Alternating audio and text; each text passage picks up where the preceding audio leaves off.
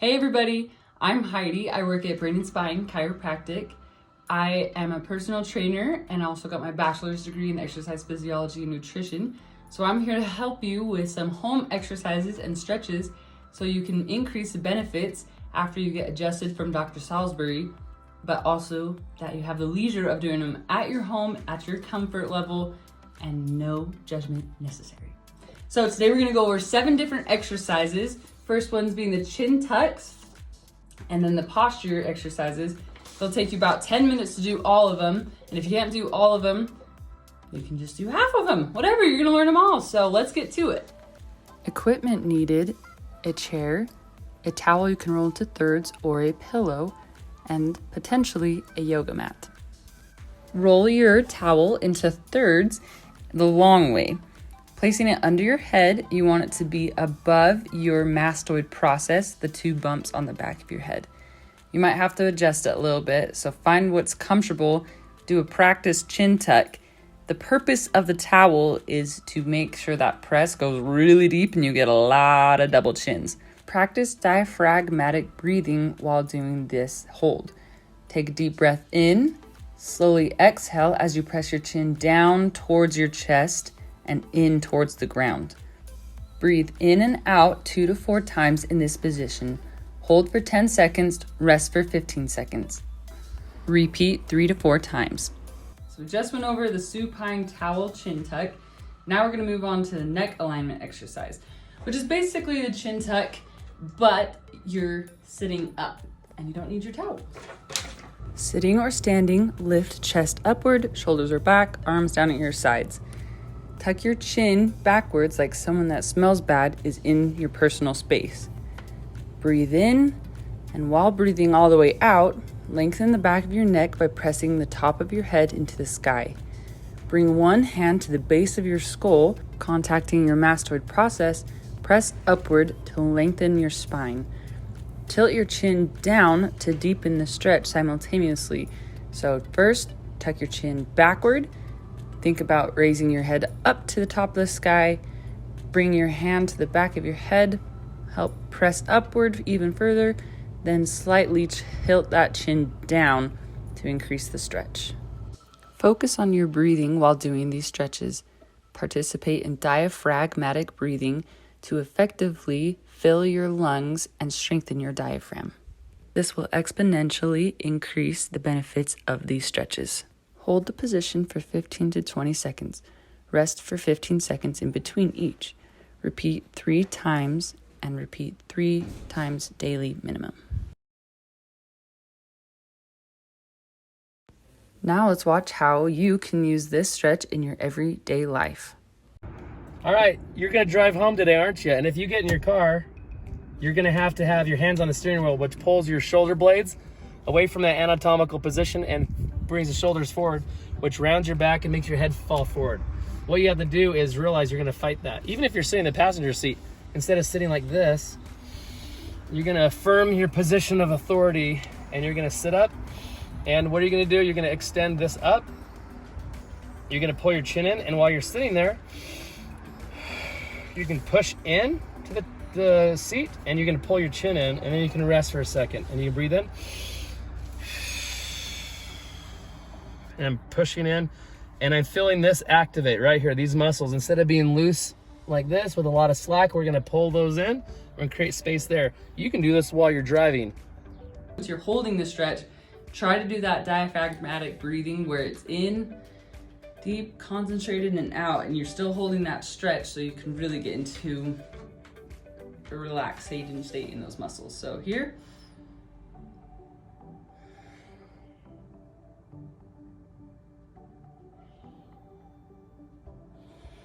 Whenever you're doing stretches of the neck or the head, you need to remember to come out of them slowly, because that's a lot of concentrated blood going to those areas. So when you come out of it, if you come too quick, it's just gonna cause a lot of blood rushing, and you're gonna potentially get lightheaded if you come out too quick. So when I'm in these stretches, done, I come back out step by step. And then I don't get lightheaded. Okay, so those were your 2 chin tuck exercises. Now we're gonna work more on the posture exercises. First one being the walking backwards. Doesn't happen too often when you think about it. So this is more of a slow, concentrated walk backwards, and it's to ensure that you get your shoulders back, your chin stays high, and you have to focus on where your head is, because a lot of times when we're just walking normal, we don't think about it. It's just an autonomic thing, so you just go. But when you have to walk backwards and you do it the same side as your leg, as your arm's moving up, instead of our normal crossover, you have to really think about what's going on. So let me show you how to do this. Standing with good posture, your shoulders are back, arms down at your side, chest is high, chin is elevated, your abs are engaged. Raise your same side arm as the same side leg, maintaining good posture. Concentrate while you walk backwards. Your goal should be to get 50 steps per day. The next 2 exercises we're gonna work on are the cat-cow and a prone swimmer. They're often used in yoga exercises, but they're both on the ground, so if you have a yoga mat, feel free to grab it. If not, you can use your towel, and if that's totally pointless, don't use anything. Use the ground. It just can't be on a bed or a couch. Make sure you're on hard ground, okay? Your knees and hands should be shoulder width apart. Start with a neutral spine, aka no curve. Inhale, arching your back up like an angry cat while looking down. Then exhale and let your back sag towards the floor and looking up. Hold each for about 10 to 15 seconds. Rest for 30 seconds in between. Repeat 10 times. The prone swimmer can be done in a couple variations of ways. The more flexible you are, you lie face down with your arms extended out in front of you. If you need assistance to help keep your neck up and in line, place the towel under your forehead so that it keeps your head supported and your neck in alignment. If you're not quite as flexible or are in severe pain, you still need to do these stretches. Just start on your hands and knees rather than on your stomach. Prone cobra is another posture exercise that we're going to do on the ground. Prone meaning that your stomach is down on the ground, your back is exposed. So think about that. If your back is exposed, you're not watching your back, you're prone to get injured or something like that. That's all I can remember. So prone, tummy's on the ground. Lie face down, hands by your hips, shoelaces to the floor. Slowly lift chest and arms off the floor with thumbs up. Neck is in neutral position, squeeze shoulder blades together, chin tucked down. Last of the posture exercises is called the wall lean.